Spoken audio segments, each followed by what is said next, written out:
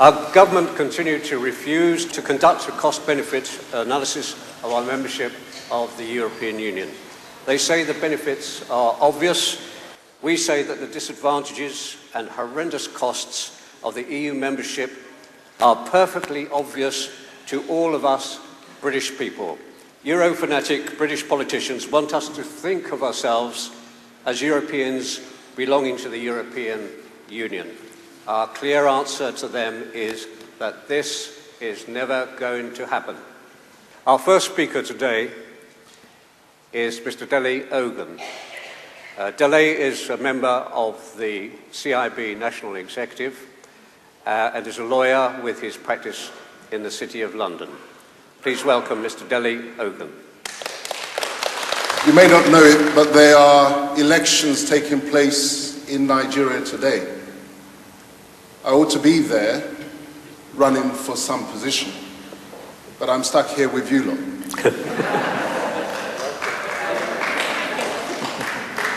Well, you know what they always say about the prophet in his own land, don't you? At least I'll be able to tell them that, I'll be able to tell my grandchildren that I helped to win the second battle for Britain. You see, we weren't here at the time of that original battle, we the Nigerians, and I rather suspect that that accounted for some of the delay in fully accepting us. But seriously speaking, I owe today to the people of Britain for a number of reasons. First, from the day that I arrived in London from Nigeria as a young boy of 7, the local British boys offered me a hand of friendship as they quickly nabbed me for the local football team. Whistler Street Rovers, we were called. Through those young boys, I got to learn very quickly about the British character. The chief lesson that I learned was that the British don't like cheating, and they like being cheated even less. In fact, they tend to get pretty angry when you abuse their trust and confidence. The second reason why I owe today to the British people has to do with the late Sir Peter Smithers. According to his obituary in the Times, he was Ian Fleming's best friend. He was a colleague of Fleming in MI5, and it is rumoured that he was the dashing agent on whom that ultimate Briton, James Bond, was based. Smithers was many things. He was the former Secretary General to the Council of Europe. He was also the principal architect of political union in Nigeria, in the Sudan, and in other parts of Africa. He it was who first alerted me to the parallels between the tragedy of political union in Africa and the project for ever closer union in Europe. He knew the parallels well because he had a hand in both fields. You see, until I read the warning that he issued in the Times in 1998, I used to think that Africa's troubles were unique and that God had indeed created the African from a different template. That, of course, is how the story has been told to us, Africans and Europeans alike. And so we were led to believe that there was nothing that we had in common, and therefore nothing that we could learn from each other. And guess what? We swallowed it, hook, line, and sinker. But there was one Briton of recent blessed memory who understood that human beings across the world share values, even though they may not share skin color. please allow me to pay a short tribute to that great Britain. As a fresh graduate of the University of Oxford in the 1950s, this man had a lot to look forward to. But he sacrificed all of it, for the honour of the British people. When, in the late 1950s, he was called upon by the British colonial government to join in implementing the secret plan to deceive the people of Nigeria, by extension, the people of this country and of the world, by rigging Nigeria's independence elections. They offered him gold, they offered him a knighthood, and so much more, in order to buy his silence and his cooperation. But this proud Briton refused to sell his birthright. He stood firm in the belief that the British people would never condone their government's action if they knew how the politicians were betraying the British sense of fair play that I learnt on Whistler Street. That man, that great Briton, Harold Sean Smith, sadly passed away on the 3rd of January this year. Harold Smith gave all that he had to give in an attempt to give the newly independent Nigeria a chance for a good start with democracy. He didn't succeed, but he did the people of Britain proud. And so I have no hesitation in giving a little of my time today to help the British people remain free. The relevance of Harold Smith's one-man battle for the honour of Britain back then to the battle to keep Britain free, for which you are all gathered here today, is to be found in these words. The British people would never have approved of their government's actions if they knew what was really going on. Did the British people know what was really going on when the Heath government took them into Europe in 1973? Well, we now know very well that the people did not. Here in Britain, you can at least take comfort in the fact that the fear of the people is the beginning of wisdom for your politicians. You see, in Africa, the governments have no fear of their people, and so they can be very open about their agenda for this kind of grand planning that we're here to discuss today. They will tell you straight that the agenda is political union in Africa, in the form of the United States of Africa. They'll give you a date by which they want to achieve the objective. The year is 2020. And they will even reduce to writing the propaganda techniques to sell the project. How they will work on the minds of the youth by using celebrities to dope them. Should you recall the film last year? You may have seen it on the billboards on the buses. Africa United. That was released during last year's World Cup tournament in South Africa. It's an example of the slightly less than subtle propaganda to soak the idea into the minds of the people. Here in Britain, however, because your leaders fear you, they can't do that. So what do they do instead? They simply deceive you. Here, they are still saying it is only economic integration that is being proposed, and it is about defending and creating jobs. They dare not call the beast by its name, the United States of Europe.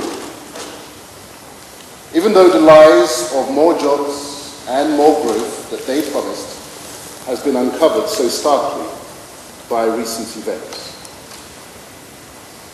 So while we in Africa are more oppressed by our governments, you here in Britain are more deceived by your leaders. To tell you the truth, I really don't know which is better. To be cowed, as we are, or to be made a fool of, as you are. Now they'll also tell you that since they've had political union in Europe, they've secured peace.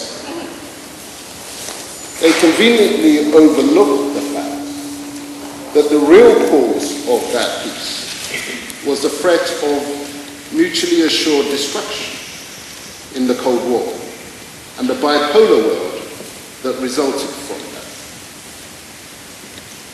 But let us even suppose for a moment that their claims are true. They lose sight of a very important reality, which is that all the conflicts in Africa over the same period have been caused by political union, and more specifically, attempts to break out of political union, as in Rwanda, Sudan, the Niger Delta, the Congo, and, most memorably of all, Biafra. The reason is that while political union can be achieved without war, by stealth, deception, and financial doping, once you're in, the only option that they leave you to get out is to fight your way out. And even if, as in southern Sudan, you manage to get and win a referendum for separation after 21 long years of fighting, a so-called civil war, they will make sure that you don't leave the union as you entered it. They will fix the terms of your exit to ensure your ruin, as a warning to others who might seek to follow your example. Because they know that if they don't do this, a queue will very quickly form at the door. So how do they get away with all this? How do they manage to accumulate so much power? How do they manage to build these superstructures, even in the face of your resistance? But there are two factors, really. One is scale, and one is distance. First, let me deal with distance. Ask yourselves, if they're not listening to you there in Westminster, how do you suppose they're going to hear you when they move to Brussels? It is simply unrealistic. If they're not listening to you in Westminster when you're just 60 million, speaking one language, how on earth will they hear you when you're a multitude of millions with several different languages? And then there's the problem of scale. You see, the thing about scale is that it disempowers each member of the political unit as the numbers grow larger and larger. Think about the influence that you have perhaps in your local golf club, maybe with 50 or so members, and you're one of the 50. Then compare that with the influence that you can expect to have in a society or an association of 5,000 members. And from there, do the maths in terms of the impact of your single vote when the electorate is 400 and 500 million. You see, as the size of the unit grows, you depend more and more on the professional managers. And it is the managers that become more powerful, not you, the individuals. Thus, with each country that the managers can add to the grand scheme by way of political union, the more powerful that they know that they will become. As it is for the United States of Africa, so it is for the United States of Europe. Now, you heard Angela Merkel of Germany say that multiculturalism has failed. And you heard David Cameron join the chorus. You see, I could have told them that multiculturalism never had a cat in hell's chance of working. But would the dreamers and the one world idealists have listened? Do you know what? The same dreamers are still pressing full speed ahead with political union. Now, please tell me, if it does become a reality, the United States of Europe, is that not going to end up as a multicultural state? You see, I think that they think that multicolored is the problem and not multicultural. See, that thought is based on the false logic that Europeans are all of one culture. Well, from what I observed on a recent visit to Athens, they are far from the same. Even the dogs in Europe are different in character. I saw gangs of stray dogs by the Acropolis in Athens.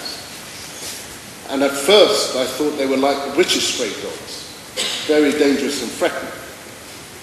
But these stray dogs in Athens were sleepy and laid back.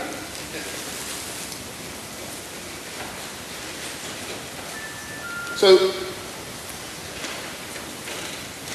if these differences are so obvious, who are the people sustaining and driving the pretext that we are all the same?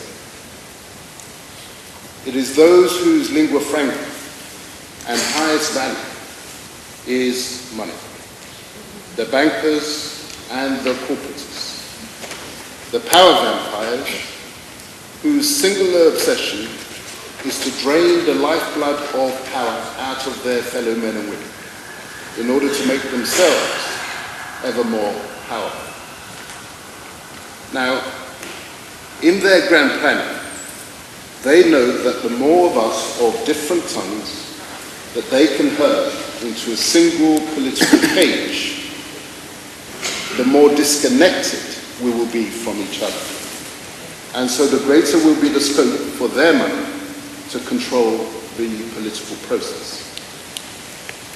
Elections in mega-states require mega-bucks. And those who control the mega-bucks enjoy mega-influence. Now, having perfected the design of this cage here in Europe and the propaganda techniques for herding the flock into it, they were ready to export the model to Africa. But because that continent is still showing the scars from that original carve-up exercise in Berlin of 1884 by the powers in Europe, they were desperate to hide their fingerprints. So they needed someone from the continent to sell the continent. The candidate specifications for the sales representatives were drawn up in Brussels. The ideal rep for the promotion of this new brand of Made in Europe democracy had to be a man of the people, a person with unblemished democratic credentials, a role model of humanity. The selection panel, after careful reflection, under the chairmanship of Tony Blair, decided that the man for the job was none other than, wait for it, Libya's Colonel Gaddafi.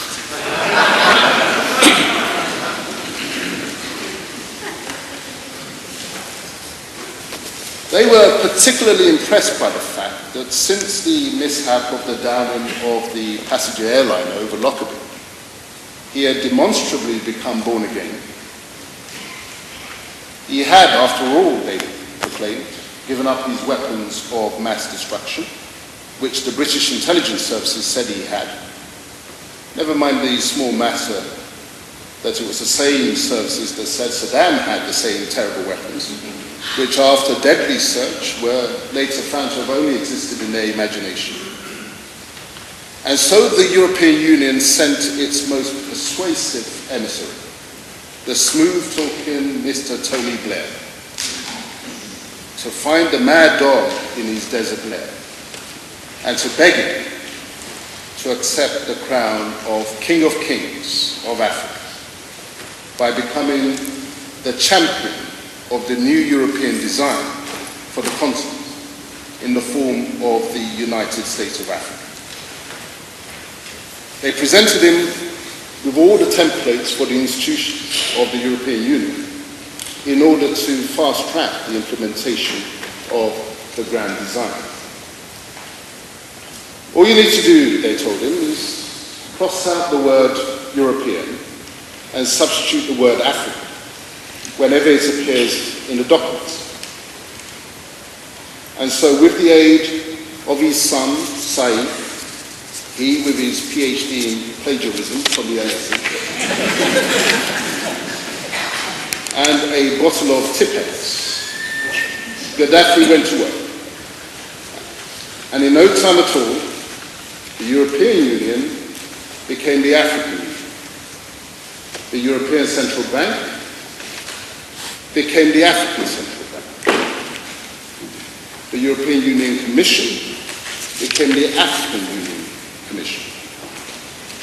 The European Court of Justice became the African Court of Justice, and so on.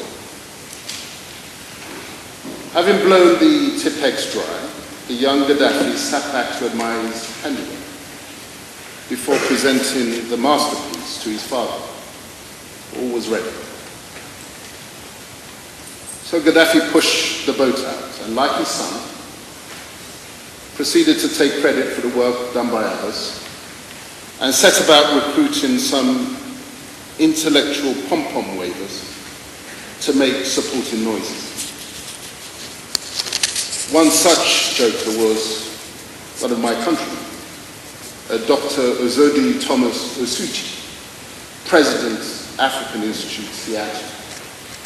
On 1st of July 2007, he submitted a memorandum to the African Union, its meeting in Accra, Ghana, on the need for one African government in the following terms. And I quote, Colonel Muhammad Gaddafi, the leader of Libya, lately has been calling for one continental government for Africa and does not quite understand the details of how Gaddafi intends to go about accomplishing this task. However, in general terms, one agrees with him that all of Africa needs one government. In several writings, one has made the argument for an Africa Federation along the line of the United States of America. One believes that Africa has no hope of making significant contribution to world politics and economics unless she combines the current colonial products called African countries into one country with one government. End quote. Well, I sent him a message on the 4th of March this year, asking him what he now thought about Gaddafi's grand plan in the light of the events happening, and I have to say I haven't heard from him since. I cannot end my presentation today without mentioning the People's Pledge campaign to pressure Westminster to give you, the people of Britain, a referendum on whether this country should leave the European Union. The campaign was launched on the 15th of March of this year. Now, you would be forgiven for wondering whether the people of Britain really have to campaign all over again for the right to a referendum, when after all, the last Labour government had promised one. But then, of course, they reneged on it. Now, even Omar al-Bashir, the president of Sudan, who is on the run from the International Criminal Court on the charge of genocide, showed more integrity by promising the people of Sudan a referendum. And he kept the promise. But then again, as you know, Tony Blair was never a man to be taken at his word. And when eventually they do agree to give the people of this country a referendum, what do you think will happen when you vote to leave the European Union? Well, you remember what happened in Ireland. They will tell you to go back and vote again. And even our friend al-Bashir from Sudan honoured the results when South Sudan voted by a 99% majority to leave Arab North Sudan. Now, I started this talk on the theme of the battle for Britain, in jest. But let me assure you, in all seriousness, that you had better believe that they are really gearing up for a new battle for the soul of Britain, for the simple reason that totalitarian states simply cannot abide exceptions on their borders. Do you remember what happened in the Soviet Union, with West Germany doing fairly well, visible over the wall? Do you really think that they will allow a successful independent Britain visible from across the Channel? You need to get behind your organizations to get ready for that new battle. But when the time comes, you can count on a few of our Nigerian friends to be by your side. And I hope that when the challenges come in Nigeria again, as they will, that you will remember this time the contribution that we made to win the Battle of Britain. I thank you.